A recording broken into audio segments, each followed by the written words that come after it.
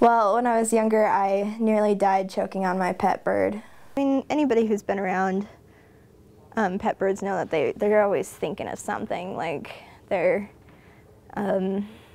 building some empire under your couch. We had company over from the ward, and they had wanted to see my pet bird, and so I brought the bird out, and it was kind of sitting on my, on my collarbone, it used to cuddle up next to my shoulder a lot.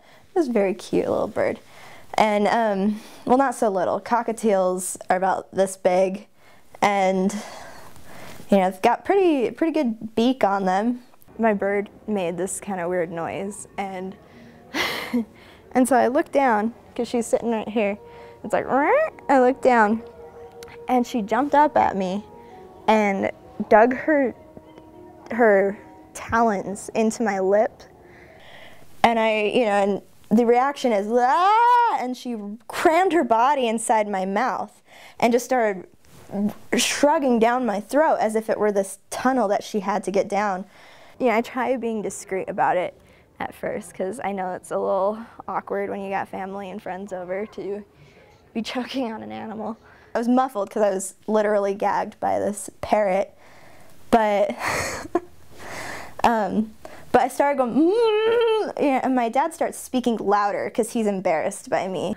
I started trying to make movements. I started slapping the counter of the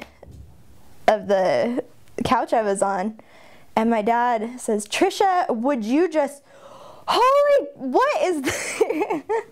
I did take a moment to kind of reflect on my situation and go, I'm choking on my bird. I kind of convulsed a little bit, and I felt like this little, it probably pushed this little puff of air, because I heard my bird get startled inside my throat. And so there was this, and just kind of muffled and echoing in my throat. It felt really bizarre. It's like backwards speech. And she pulled herself back out, with my lip, and just kind of stumbling fell across the room. And in retrospect, I think about me as a 12-year-old taking care of this bird, and I kept my bird really clean, which might be why she tried committing suicide, because she probably didn't like bubble baths. It's not good for birds. I'm not as bad as my dad, who took his gerbils on, his own homemade Coney Island and some socks and flung them around in his hand in the thing and opened his socks and his gerbils were dead. And now I see all the signs that led up to this Kamakaze parrot incident, and I think a week later she jumped out of a window and we had these vicious dogs next door, so I'm not quite sure if she made it, because I had her wings clipped. Oh jeez, I feel really bad right now.